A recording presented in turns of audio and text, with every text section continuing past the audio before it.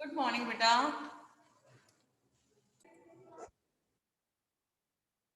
बेटा ਅਸੀਂ Saturday chapter read ਕਰ ਰਹੇ ਸੀ। 3 ਸਵਾਲ ਕਹਾਣੀ। ਇਸ ਕਹਾਣੀ ਦੇ ਵਿੱਚ ਬੇਟਾ ਇੱਕ ਰਾਜਾ ਹੁੰਦਾ ਹੈ। ਰਾਜੇ ਨੂੰ ਆਪਣਾ ਰਾਜ ਪ੍ਰਬੰਧ ਚੰਗਾ ਕਰਨ ਦੀ ਚਿੰਤਾ ਰਹਿੰਦੀ ਹੈ ਕਿ ਕਿਸ ਤਰ੍ਹਾਂ ਉਹ ਆਪਣੇ ਰਾਜ ਪ੍ਰਬੰਧ ਨੂੰ ਚੰਗੀ ਤਰ੍ਹਾਂ ਚਲਾਵੇ ਕਿ ਸਾਰੇ ਉਹਦੇ ਰਾਜ ਪ੍ਰਬੰਧ ਵਿੱਚ ਰਹਿਣ ਵਾਲੇ ਲੋਕ ਪ੍ਰਜਾ ਉਹਦੀ ਖੁਸ਼ ਹੋਵੇ। ਇਸ ਦੇ ਲਈ ਬੇਟਾ ਉਹ 3 ਸਵਾਲਾਂ ਦੇ ਜਵਾਬ ਚਾਹੁੰਦਾ ਸੀ। ਠੀਕ ਹੈ, ਆਪਾਂ ਪਹਿਲਾਂ ਵੀ ਰੀਡ ਕਰ ਚੁੱਕੇ ਹਾਂ। ਕਿਹੜੇ ਸਵਾਲ ਸਨ? ਕੰਮ ਸ਼ੁਰੂ ਕਰਨ ਲਈ ਚੰਗਾ ਸਮਾਂ ਕਿਹੜਾ ਹੈ? ਸੈਕਿੰਡ ਸੀ ਵਰਤਾ ਲਈ ਚੰਗੇ ਆਦਮੀ ਕਿਹੜੇ ਹਨ? ਦੈਨ ਥਰਡ ਸਵਾਲ ਸੀ ਸਭ ਤੋਂ ਜ਼ਰੂਰੀ ਕੰਮ ਕਿਹੜਾ ਹੈ? ਇਹਨਾਂ ਤਿੰਨਾਂ ਸਵਾਲਾਂ ਦੇ ਸਿਰ ਤੇ ਜਿਹੜੀ ਪੂਰੀ ਸਟੋਰੀ ਹੈ। ਠੀਕ ਹੈ, ਰਾਜੇ ਨੇ ਇਹਨਾਂ ਤਿੰਨਾਂ ਸਵਾਲਾਂ ਦੇ ਜਵਾਬ ਲੈਣ ਲਈ ਆਪਣੇ ਇਲਾਕੇ ਦੇ ਵਿੱਚ ਕੀ ਪਿਟਵਾ ਦਿੱਤੀ? ਡੋਡੀ ਪਿਟਵਾ ਦਿੱਤੀ ਕਿ ਮੈਨੂੰ ਇਹ ਤਿੰਨਾਂ ਸਵਾਲਾਂ ਦੇ ਜਵਾਬ ਜੋ ਵੀ ਦੇਵੇਗਾ ਮੈਂ ਉਸਨੂੰ ਧਨ ਪਦਾਰਥ ਨਾਲ ਮਾਲਾ ਮਾਲ ਕਰ ਦਾਂਗਾ। ਹਰੇਕ ਵਿਅਕਤੀ ਨੇ ਬੇਟਾ ਅਲੱਗ-ਅਲੱਗ ਜਵਾਬ ਦਿੱਤੇ। ਠੀਕ ਹੈ, ਕਿਸੇ ਨੇ ਕਿਹਾ ਵਜ਼ੀਰ ਰੱਖ ਲਓ, ਕਿਸੇ ਨੇ ਕਿਹਾ ਜੋਸ਼ੀ ਰੱਖ ਲਓ, ਕਿਸੇ ਨੇ ਕੋਈ। ਤੇ ਰਾਜੇ ਨੂੰ ਕਿਸੇ ਵੀ ਸਵਾਲਾਂ ਦੇ ਨਾਲ ਤਸੱਲੀ ਨਾ ਹੋਈ। ਇਸ ਲਈ ਬੇਟਾ ਉੱਥੇ ਕੁਟੀਆ ਦੇ ਵਿੱਚ ਇੱਕ ਕੌਣ ਰਹਿੰਦਾ ਸੀ? ਇੱਕ ਤਪੀਸ਼ਰ ਰਹਿੰਦਾ ਸੀ। ਰਾਜਾ ਉਹ ਤਪੀਸ਼ਰ ਦੇ ਕੋਲ ਗਿਆ। ਉਹ ਤਪੀਸ਼ਰ ਬੇਟਾ ਬੜਾ ਕਮਜ਼ੋਰ ਜਿਹਾ ਸੀ, ਉਹਦਾ ਸਰੀਰ ਕਰੰਗ ਮਤਲਬ ਬੜਾ ਵੀਕ ਸੀ ਤੇ ਬਿਰਧ ਸੀ, ਬਜ਼ੁਰਗ ਸੀ।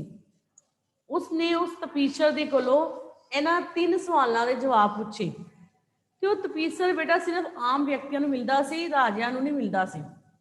ਇਸ ਲਈ ਰਾਜਾ ਆਪਣਾ ਭੇਸ ਬਦਲ ਕੇ ਗਿਆ ਤੇ ਸਵਾਲ ਪੁੱਛੇ ਕਿ ਤਪੀਸ਼ਰ ਜੀ ਮੈਨੂੰ ਇਹਨਾਂ 3 ਸਵਾਲਾਂ ਦੇ ਜਵਾਬ ਦਿਓ।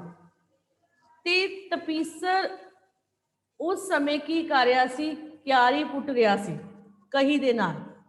ਉਹ ਆਪਣਾ ਕੰਮ ਕਰਦਾ ਰਿਹਾ ਤੇ ਰਾਜੇ ਨੇ ਕਿਹਾ ਕਿ ਲਿਆਓ ਮੈਂ ਜਿਹੜਾ ਕਿ ਤੁਹਾਡਾ ਕੰਮ ਕਰ ਦਿੰਦਾ ਵਾਂ, ਤੁਸੀਂ ਮੇਰੇ 3 ਸਵਾਲਾਂ ਦੇ ਜਵਾਬ ਦਿਓ। ਠੀਕ ਹੈ, ਇੱਥੋਂ ਤੱਕ ਆਪਾਂ ਰੀਡ ਕਰ ਲਿਆ ਸੀ, ਪੇਜ ਨੰਬਰ 68 ਹੈ। ਠੀਕ ਹੈ, ਕਰ ਲਿਆ ਸੀ ਨਾ ਰੀਡ ਬੇਟਾ? ਹੁਣ ਆਪਾਂ ਅੱਗੋਂ ਰੀਡ ਕਰਨਾ ਹੈ ਤੇ ਨਾਲ ਨਾਲ ਬੇਟਾ ਆਪਣੀ ਪੈਨਸਲ ਲੈ ਕੇ ਬੈਠਣਾ। ਬੁੱਕ ਤੇ ਆਪਾਂ 1 ਮਾਰਕਸ ਕੁਐਸਚਨ ਅੰਡਰਲਾਈਨ ਕਰਾਂਗੇ। ਓਕੇ ਬੇਟਾ? यस, रेज योर हैंड बेटा, रीड करो चैप्टर।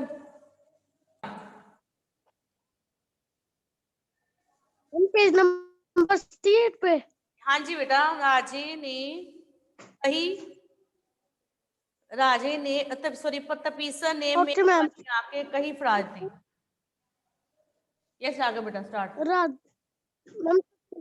मेहरबानी आठते रही। तपीसर ने मेहरबानी आठते रही साथ दिती ते जमीन ते बैठ गया। राजे ने कुछ चिर कर। यस बेटा। कार्तिक। पर तपीसर ओवे चुप रहा ते उस कोलों कही फड़ के आख्या तुसी थके हो, लियाओ हुण मैं काम करा। राजे ने कही हथों ना छड़ी ਅਤੇ ਕਿਆਰੀ ਪੁੱਟਦਾ ਰਿਹਾ। 2 ਘੰਟੇ ਲੱਗ ਗਏ। ਕਿੰਨਾ ਸਮਾਂ ਲੱਗਿਆ ਸੀ? 2 ਘੰਟੇ। ਵੇਟ ਬੇਟਾ ਅੰਡਰਲਾਈਨ ਕਰੋ, ਕਿੰਨਾ ਸਮਾਂ ਲੱਗਿਆ ਸੀ? 2 ਘੰਟੇ। ਯੈਸ ਬੇਟਾ, ਨੈਕਸਟ। ਹਾਂਜੀ ਬੇਟਾ ਬੋਲੋ ਕਾਰਤਿਕ। ਟੀਚਰ ਜੀ, ਮੈਂ ਤੁਹਾਡੇ ਪਾਸ ਆਪਣੇ ਪ੍ਰਸ਼ਨਾਂ ਦੇ ਉੱਤਰ ਲੈਣ ਆਇਆ ਹਾਂ। ਜੇ ਤੁਸੀਂ ਜਵਾਬ ਨਹੀਂ ਦੇਣਾ ਤਾਂ ਦੱਸੋ, ਮੈਂ ਘਰ ਮੁੜ ਜਾਵਾਂ। ਤਪੀਸਰ ਬੋਲਿਆ, ਆਹੋ ਵੇਖੋ ਕਈ ਆਦਮੀ ਦੌੜਿਆ ਆਉਂਦਾ। ਉਹ ਆਦਮੀ, ਠੀਕ ਹੈ। ਇਸ ਵਿਚਾਰੋ ਵੇਖੀ ਇਸ ਵਿੱਚ ਆਇਆ ਨੇ ਕੀ ਵਿਪਤਾ ਪਈ ਹੈ। ਵਿਪਤਾ ਮਤਲਬ ਮੁਸੀਬਤ। ਠੀਕ ਹੈ, ਦੂਰੋਂ ਇੱਕ ਆਦਮੀ ਆ ਰਿਹਾ ਸੀ ਦੌੜਦਾ ਹੋਇਆ। ਯੈਸ ਬੇਟਾ ਕਾਰਤਿਕ, ਨੈਕਸਟ।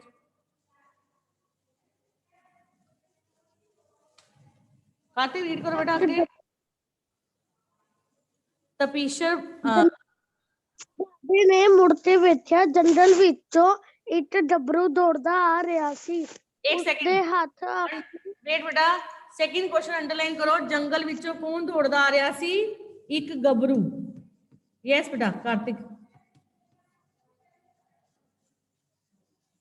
ਆਪਣੀ ਪੱਖੀ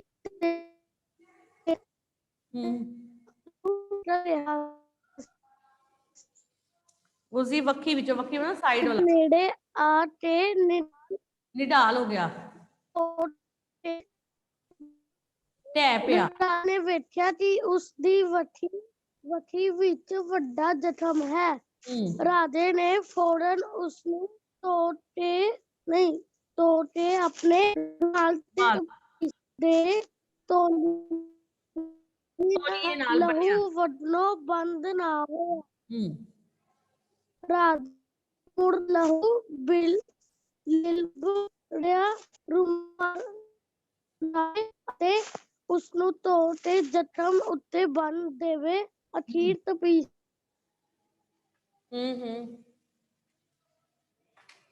ਆਨੰਦ ਹੋ ਗਿਆ।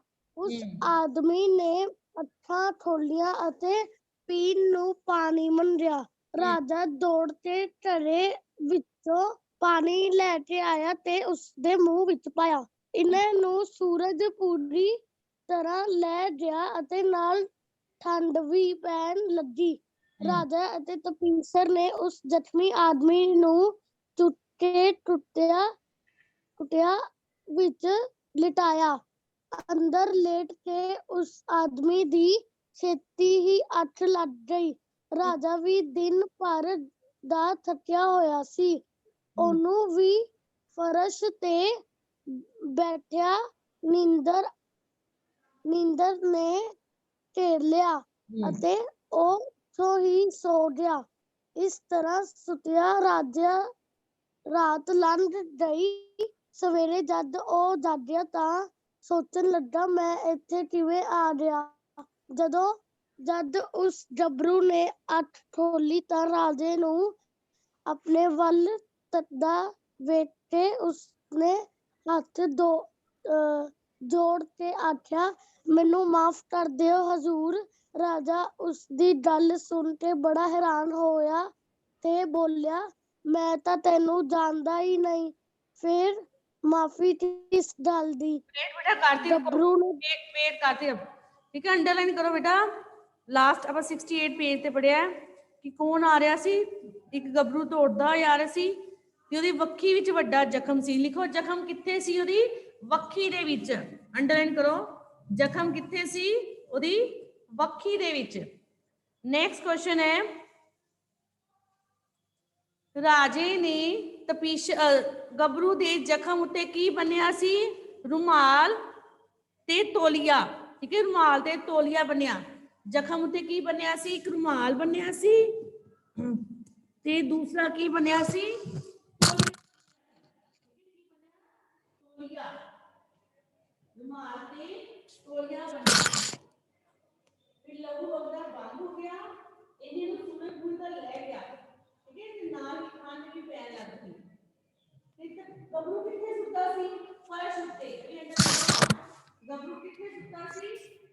ਫਰਸ਼ ਉੱਤੇ। ਅੰਡਰਲਾਈਨ ਕਰਨਾ ਹੈ, ਕੁਐਸਚਨ ਲਿਖਾ ਲਿਆ। ਗੱਭਰੂ ਕਿੱਥੇ ਸੁੱਤਾ ਸੀ? ਫਰਸ਼ ਉੱਤੇ। ਯੈਸ, ਕੇਂਦਰ ਮੇਰਾ ਨੈਕਸਟ ਪੇਜ ਬੜਾ ਨੈਕਸਟ ਕਰਾ। ਗੱਭਰੂ ਨੇ ਦੱਸਿਆ, मैम आपकी आवाज स्लो है।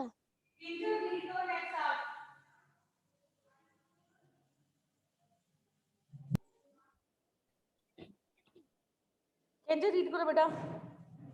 ਗੱਭਰੂ ਨੇ ਦੱਸਿਆ ਤੁਸੀਂ ਮੈਨੂੰ ਨਹੀਂ ਜਾਣਦੇ ਹਜ਼ੂਰ, ਪਰ ਮੈਂ ਤਾਂ ਕਿੰਨੇ ਚਿਰਾਂ ਤੋਂ ਸਹੂ ਖਾਤੀ ਹੋਇਆ ਸੀ ਕਿ ਮੈਂ ਤੁਹਾਨੂੰ ਕਤਲ ਕਰਾਂਗਾ। यस बेटा। हाँ, तुसा मम्मी क्या लिखा है? तुसा मतलब तुसी। ठीक है, वो एक डायलॉग बोल रहे हैं ना, तुसी। हाँ, तुसा मेरे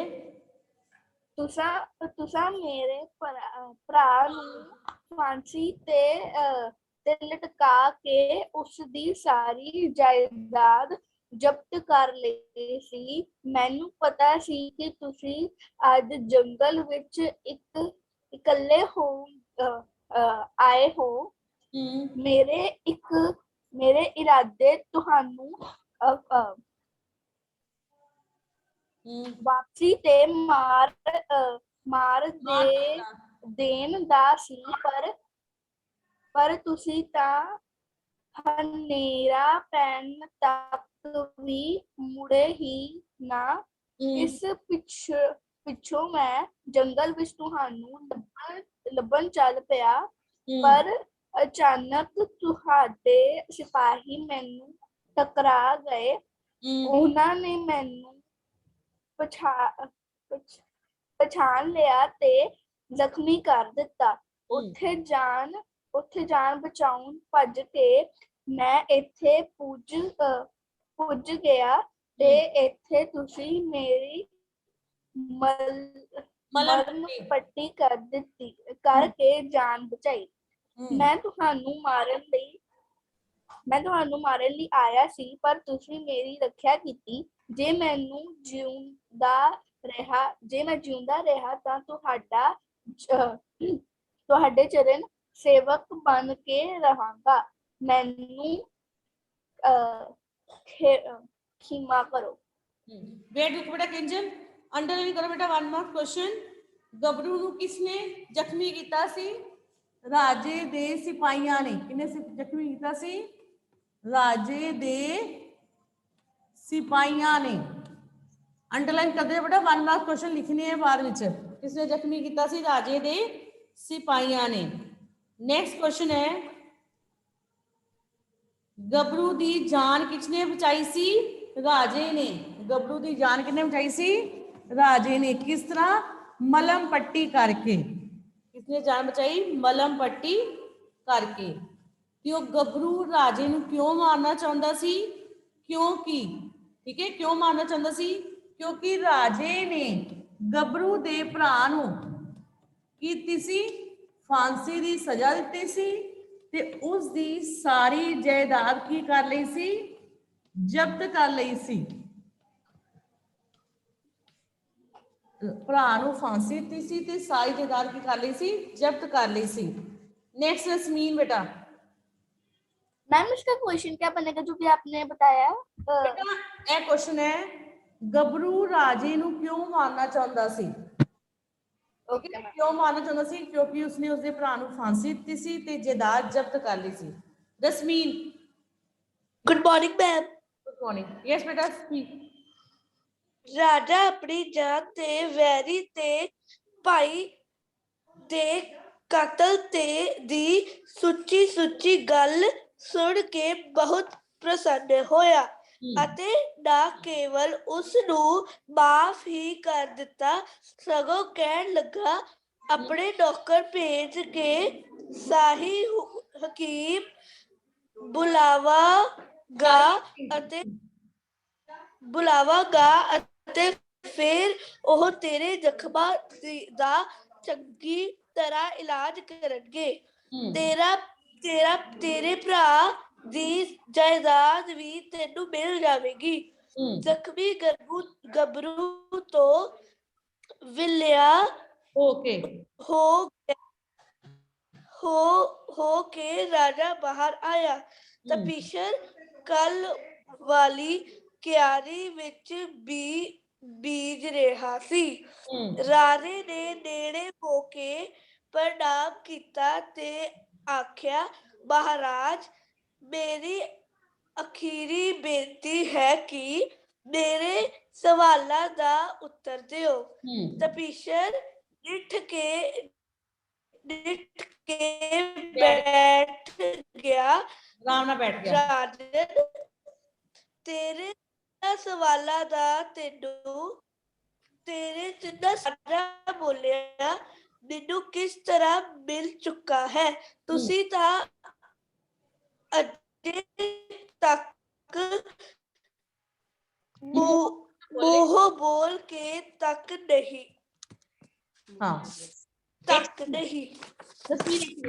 क्वेश्चन अंडरलाइन करो, ठीक है। राजे ने किस ਨੂੰ ਬੁਲਾਉਣ ਲਈ ਕਿਹਾ ਸੀ? ਸ਼ਾਹੀ ਹਕੀਮ ਨੂੰ। ਰਾਜੇ ਨੇ ਕਿਹਨਾਂ ਨੂੰ ਬੁਲਾਉਣ ਲਈ ਕਿਹਾ? ਸ਼ਾਹੀ ਹਕੀਮਾਂ ਨੂੰ। यस नेक्स्ट बेटा बोलो बेटा रश्मि। ਤਪੀਸ਼ਰ ਨੇ ਕਿਹਾ, ਰਾਜਨ ਵੇਖ, ਜੇ ਤੂੰ ਮੇਰੇ ਉੱਤੇ ਦਇਆ ਕਰਕੇ ਕਿਆਰੀ ਨਾ ਪੁੱਟਦਾ ਅਤੇ ਛੇਤੀ ਵਾਪਸ ਮੁੜ ਜਾਂਦਾ ਤਾਂ ਇਹ ਆਦਮੀ ਤੇਰੇ ਉੱਤੇ ਹਮਲਾ ਕਰਕੇ ਤੈਨੂੰ ਕਤਲ ਕਰ ਦਿੰਦਾ। ਸੋ नेक्स्ट ਸਭ ਤੋਂ ਚੰਗਾ राधिका ਸਭ ਤੋਂ ਤਪੀਸ਼ਰ ਨੇ ਕਿਹਾ, ਰਾਜਨ ਵੇਖ, ਜੇ ਤੂੰ ਮੇਰੇ ਉੱਤੇ ਦਇਆ ਕਰਕੇ ਕਿਆਰੀ ਨਾ ਪੁੱਟਦਾ ਅਤੇ ਛੇਤੀ ਵਾਪਸ ਮੁੜ ਜਾਂਦਾ ਤਾਂ ਇਹ ਆਦਮੀ ਹਮਲਾ ਕਰਕੇ ਤੈਨੂੰ ਕਤਲ ਕਰ ਦਿੰਦਾ। ਸੋ ਸਭ ਤੋਂ ਚੰਗਾ ਸਮਾਂ ਉਹੀ ਸੀ ਜਦ ਤੂੰ ਕਿਆਰੀ ਪੁੱਟਦਾ ਸੀ। ਮੈਂ ਉਸ ਵੇਲੇ ਦੇ ਸਭ ਤੋਂ ਚੰਗਾ ਸਮਾਂ ਕਿਹੜਾ ਸੀ? ਜਦੋਂ ਕੀ ਕਰ ਰਿਹਾ ਸੀ? ਉਹ ਕਿਆਰੀ ਪੁੱਟ ਰਿਹਾ ਸੀ। ਕਿਆਰੀ ਜਾਂ ਇਹਦਾ ਵਰਤਮਾਨ ਵੀ ਆ ਸਕਦਾ ਹੈ। ਯੈਸ ਬੇਟਾ। ਮੈਂ ਉਸ ਵੇਲੇ ਦੇ ਵਰਤਾਅ ਲਈ ਤੇਰੇ ਲਈ ਚੰਗਾ ਪੁਰਸ਼ ਸਾਂ ਅਤੇ ਮੇਰੇ ਨਾਲ ਨੇਕੀ ਕਰਨਾ ਤੇ ਮੇਰੀ ਮਦਦ ਕਰਨਾ ਤੇਰਾ ਸਭ ਤੋਂ ਜ਼ਰੂਰੀ ਕੰਮ ਸੀ। ਫਿਰ ਉਸ ਤੋਂ ਪਿੱਛੇ ਜਦ ਇਹ ਗੱਭਰੂ ਦੌੜਦਾ ਆਇਆ ਤਾਂ ਸਭ ਤੋਂ ਚੰਗਾ ਸਮਾਂ ਉਹ ਸੀ ਜਦੋਂ ਤੂੰ ਉਸ ਦੀ ਪੱਟੀ ਕੀਤੀ। ਜੇ ਤੂੰ ਇਹੋ ਨਾ ਕਰਦਾ ਤਾਂ ਇਹ ਆਦਮੀ ਮਰ ਜਾਂਦਾ। ਉਸ ਵੇਲੇ ਵਰਤਾਅ ਲਈ ਉਹੀ ਜ਼ਰੂਰੀ ਆਦਮੀ ਸੀ ਅਤੇ ਜੋ ਭਲਾ ਤੂੰ ਉਸ ਨਾਲ ਕੀਤਾ ਉਹ ਹੀ ਜ਼ਰੂਰੀ ਕੰਮ ਸੀ। ਕੁਝ ਕੁ ਰੁਕ ਕੇ ਤਪੀਸ਼ਰ ਫਿਰ ਕਹਿਣ ਲੱਗਾ, ਯਾਦ ਰੱਖੋ, ਸਭ ਤੋਂ ਜ਼ਰੂਰੀ ਤੇ ਚੰਗਾ ਸਮਾਂ ਵਰਤਮਾਨ ਦਾ ਹੈ। ਅੰਡਰਲਾਈਨ ਕਰੋ ਬੇਟਾ, ਇੱਕ ਸੈਕਿੰਡ ਅੰਡਰਲਾਈਨ ਕਰੋ। ਸਭ ਤੋਂ ਜ਼ਰੂਰੀ ਸਮਾਂ ਕਿਹੜਾ ਹੈ? ਵਰਤਮਾਨ ਦਾ। 11 क्वेश्चन, ठीक है। Yes next. ਇਸ ਵੇਲੇ ਜੋ ਨੇਕੀ ਹੋ ਸਕੇ ਕਰ ਲੋ। ਇਹ ਵੇਲਾ ਸਾਡੇ ਹੱਥ ਵਿੱਚ ਹੈ। ਇਹੋ ਜ਼ਰੂਰੀ ਵੇਲਾ ਹੈ। ਵਰਤਾਅ ਲਈ ਉਹ ਹੀ ਚੰਗਾ ਆਦਮੀ ਹੁੰਦਾ ਹੈ ਜਿਹੜਾ ਉਸ ਘੜੀ ਸਾਡੇ ਕੋਲ ਹੋਵੇ। ਪਤਾ ਨਹੀਂ ਹੋਰ ਕਿਸੇ ਵੇਲੇ ਕਿਸੇ ਨਾਲ ਅਸਾਦਾ ਵਾਹ ਹੀ ਨਾ ਪਏ ਤੇ ਬੰਦਾ ਇਸ ਜਹਾਨ ਤੋਂ ਕੁਝ ਕਰ ਜਾਵੇ। ਕੂਚ ਦਾ ਮਤਲਬ ਹੈ ਮਰ ਜਾਵੇ, ਠੀਕ ਹੈ। ਕੂਚ ਦਾ ਮੀਨਿੰਗ ਹੁੰਦਾ ਮਰ ਜਾਣਾ। ਯੈਸ ਬੇਟਾ। ਤੇ ਅਸਲ ਵਿੱਚ ਕੰਮਾਂ ਵਿੱਚੋਂ ਸਭ ਤੋਂ ਅਹਿਮ, ਉੱਚਾ ਤੇ ਜ਼ਰੂਰੀ ਕੰਮ ਇਹੋ ਹੈ ਕਿ ਹਰ ਕਿਸੇ ਆਦਮੀ ਦਾ ਭਲਾ ਕੀਤਾ ਜਾਵੇ, ਕਿਉਂਕਿ ਮਨੁੱਖ ਦੇ ਦੁਨੀਆ ਵਿੱਚ ਆਉਣ ਦਾ ਮਕਸਦ ਇਹ ਇੱਕੋ ਹੀ ਹੈ।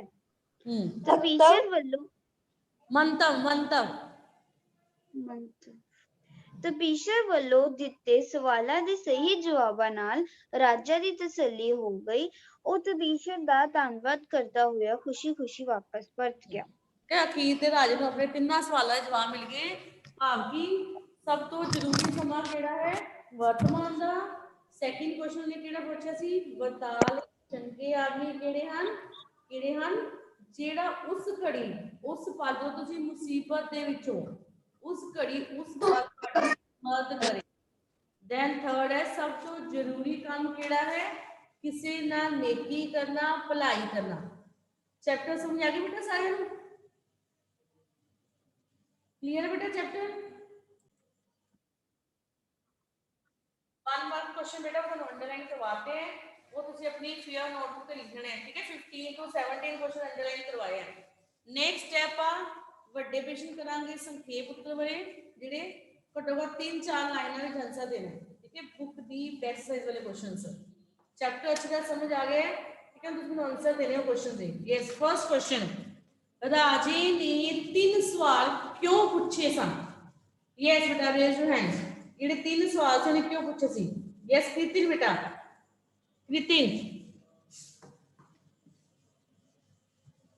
मैम, राजे ने 3 सवाल इसलिए पूछे ताकि वो अपना राज अच्छी तरह चला सके ते अपने राज प्रबंध में कोई गलती ना करे। बेटा एक सेकंड जी, अगर क्वेश्चन लॉन्ग क्वेश्चन चल रहा है तो फिर तुसी ਇਹਦੇ ਵਿੱਚ 3 सवाल भी लिख देने, क्योंकि ਵੱਡਾ क्वेश्चन है ना, ठीक है। सीधे बेटे लाइन नहीं लिखनी, ठीक है। 3 सवाल क्यों पूछे पहले लिखेंगे, ठीक है। राजे ने 3 सवाल इसलिए पूछे क्योंकि उसनु अपना राज प्रबंध, ठीक है, अपना ਜਿਹੜਾ ਰਾਜ ਪ੍ਰਬੰਧ ਹੈ ਚੰਗੀ ਤਰ੍ਹਾਂ ਕਰਨ ਦੀ ਚਿੰਤਾ ਰਹਿੰਦੀ ਸੀ ਕਿ ਆਪਣਾ ਰਾਜਪਾਲ ਕਿਸ ਤਰ੍ਹਾਂ ਚੰਗੀ ਤਰ੍ਹਾਂ ਕਰੇ, ਠੀਕ ਹੈ, ਤਾਂ ਜੋ ਉਹ ਕੋਈ ਗਲਤੀ ਨਾ ਕਰੇ।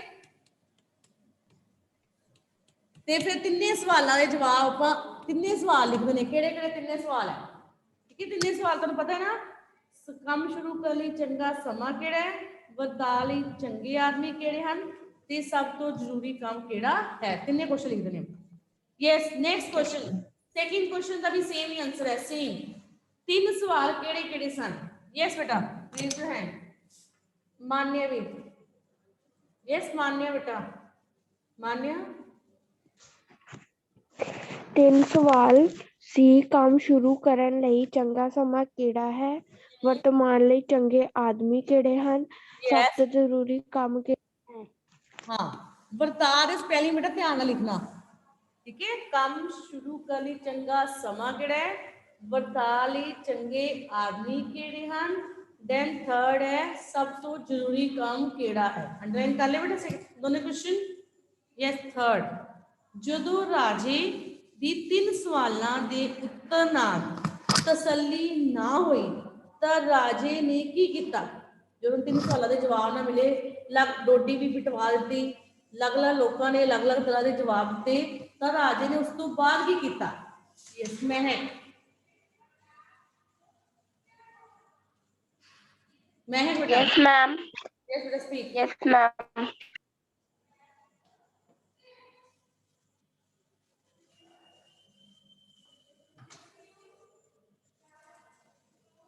ਮਹਿਕ, मैम इसका आंसर ये है कि राजे दे तीन सवालों के जवाब अजिहे पंत दे सन कि राजे नू किसे नाल भी तसल्ली ना हुई। फिर उसने नू जदों पता लगा कि जंगल विच एक सियाणा तपीशर रहिंदा है तां ओह अपने सवालों के उत्तर लई उस कोल जंगल विच गया। Any other student?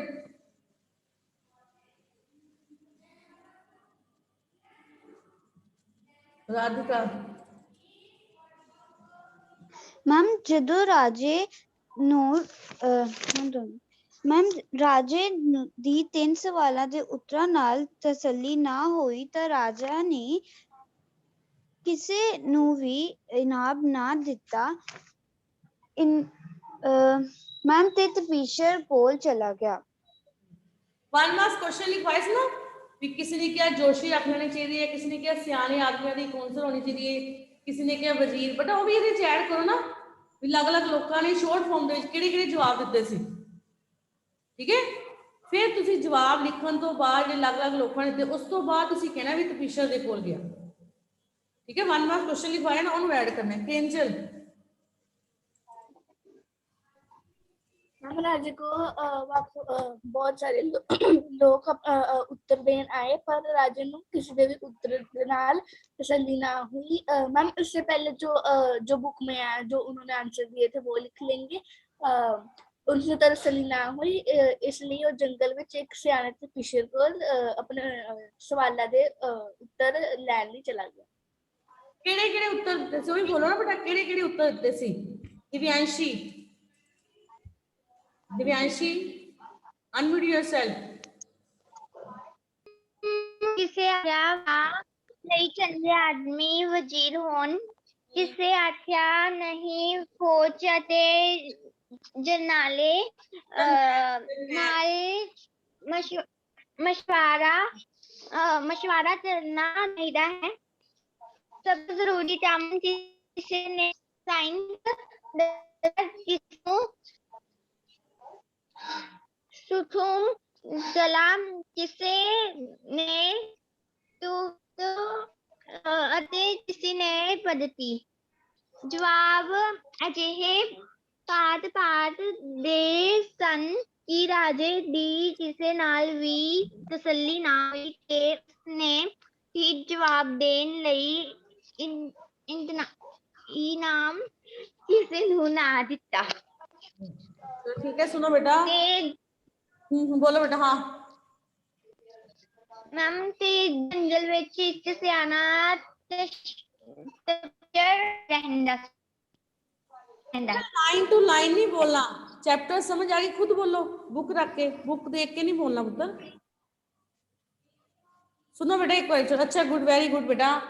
ਜਦੋਂ ਰਾਜੇ ਨੂੰ ਸਵਾਲਾਂ ਦੇ ਨਾਲ ਤਸੱਲੀ ਨਾ ਹੋਈ ਤਾਂ ਕੀ ਕੀਤਾ, ਪਹਿਲਾਂ ਲਿਖਣਾ ਹੈ ਰਾਜੇ ਨੂੰ ਅਲੱਗ-ਅਲੱਗ ਲੋਕਾਂ ਨੇ, ਅਲੱਗ-ਅਲੱਗ ਮਤਲਬ ਭਾਂਤ-ਭਾਂਤ, ਠੀਕ ਹੈ, ਲੋਕਾਂ ਨੇ ਅਲੱਗ-ਅਲੱਗ ਉੱਤਰ ਦਿੱਤੇ, ਠੀਕ ਹੈ, ਅਲੱਗ-ਅਲੱਗ ਉੱਤਰ ਦਿੱਤੇ। ਜਿਵੇਂ ਕਿਹੜੇ-ਕਿਹੜੇ ਉੱਤਰ ਸਨ? ਕਿਸੇ ਨੇ ਕੀ ਕਿਹਾ, ਸਿਆਣੇ ਆਦਮੀਆਂ ਦੀ ਕੀ ਹੋਣੀ ਚਾਹੀਦੀ ਹੈ, ਕੌਂਸਲ ਹੋਣੀ ਚਾਹੀਦੀ ਹੈ, ਠੀਕ ਹੈ। ਕਿਸੇ ਨੇ ਕੀ ਕਿਹਾ ਕਿ ਰਾਜੇ ਨੂੰ ਜੋਸ਼ੀ ਰੱਖ ਲੈਣੇ ਚਾਹੀਦੇ ਹਨ, ਠੀਕ ਹੈ। ਕਿਸੇ ਨੇ ਕਿਹਾ ਸਭ ਤੋਂ ਵਧੀਆ ਕੰਮ ਸਾਇੰਸ ਹੈ, ਠੀਕ ਹੈ। 2-3 ਆਪਾਂ ਇਹਦੇ ਲਿਖ ਦਾਂਗੇ, ਜ਼ਿਆਦਾ ਨਹੀਂ ਲਿਖਣੇ, ਠੀਕ ਹੈ। 1 ਮਾਰਕ ਕੁਐਸਚਨ ਲਿਖਵਾਏ ਨਾ। ਪਰ ਕਿਸੇ ਵੀ ਸਵਾਲਾਂ ਦਾ ਤਸੱਲੀ ਨਾ ਹੋਈ ਤੇ ਫਿਰ ਰਾਜਾ ਕਿਸ ਕੋਲ ਗਿਆ? ਰਾਜਾ ਤਪੀਸਰ ਕੋਲ ਗਿਆ। ਤੇ ਤਪੀਸਰ ਕੀ ਕਰ ਰਿਹਾ ਸੀ? ਆਪਣੀ ਕੁਟੀਆ ਦੇ ਬਾਹਰ ਕਿਆਰੀ ਪੁੱਟ ਰਿਹਾ ਸੀ, ਠੀਕ ਹੈ। ਤੇ ਰਾਜੇ ਨੇ ਜਾ ਕੇ ਉਹਨਾਂ ਤਿੰਨਾਂ ਸਵਾਲਾਂ ਦੇ ਜਵਾਬ ਕਿਹਦੇ ਕੋਲ ਪੁੱਛੇ? ਤਪੀਸਰ ਕੋਲ ਪੁੱਛੇ। ਕਲੀਅਰ ਹੈ ਬੇਟਾ ਕੁਐਸਚਨ? ਇਹ ਕਲੀਅਰ ਹੈ ਸਭ ਨੂੰ ਆਨਸਰ? Okay, next question. ਰਾਜੇ ਨੇ ਤਪੀਸਰ ਪਾਸ ਜਾ ਕੇ ਕੀ ਕੀਤਾ? ठीक है, थोड़ा जिहा ਆਪਾਂ ਇੱਥੇ ਲਾ ਕੇ ਆਨਸਰ ਚੋ, ਠੀਕ ਹੈ। ਫਿਰ ਉਸ ਤੋਂ ਬਾਅਦ, ਠੀਕ ਹੈ, ਰਾਜੇ ਨੇ ਤਪੀਸਰ ਦੇ ਕੋਲ ਜਾ ਕੇ ਕੀ ਕੀਤਾ? ਰਾਜੇ ਨੇ ਤਪੀਸਰ ਪਾਸ ਜਾ ਕੇ ਉਸ ਕੋਲੋਂ ਆਪਣੇ 3 ਸਵਾਲਾਂ ਦੇ ਜਵਾਬ ਪੁੱਛੇ। ਉਸਨੇ ਤਪੀਸਰ ਦੀ ਕਿਆਰੀ ਪੁੱਟਣ ਵਿੱਚ ਮਦਦ ਕੀਤੀ। ਜਦੋਂ ਰਾਜੇ ਕਿਆਰੀ ਪੁੱਟ ਰਹੇ ਸੀ ਤਾਂ ਇੱਕ ਗੱਭਰੂ ਜ਼ਖਮੀ ਹਾਲਤ ਵਿੱਚ ਉੱਥੇ ਆਇਆ। ਉਸਦੀ ਵੱਖੀ ਵਿੱਚ ਲਹੂ ਨਿਕਲ ਰਿਹਾ ਸੀ। ਰਾਜੇ ਨੇ ਤਪੀਸਰ ਨਾਲ ਮਿਲ ਕੇ ਉਸਦੀ ਮਲਮ ਪੱਟੀ ਕੀਤੀ। ਰਾਜੇ ਨੇ ਉਸਦੇ ਮੂੰਹ ਵਿੱਚ ਪਾਣੀ ਪਾਇਆ। ਉਸਨੇ ਤਪੀਸਰ ਨਾਲ ਮਿਲ ਕੇ ਜ਼ਖਮੀ ਗੱਭਰੂ ਨੂੰ ਕੁਟਿਆ ਤੱਕ ਵੀ ਲਿਆਂਦਾ। ਸੁਣ ਲਓ ਬੇਟਾ ਇੱਕ ਵਾਰੀ। ਰਾਜੇ ਨੇ ਤਪੀਸਰ ਪਾਸ ਜਾ ਕੇ ਕੀ ਕੀਤਾ?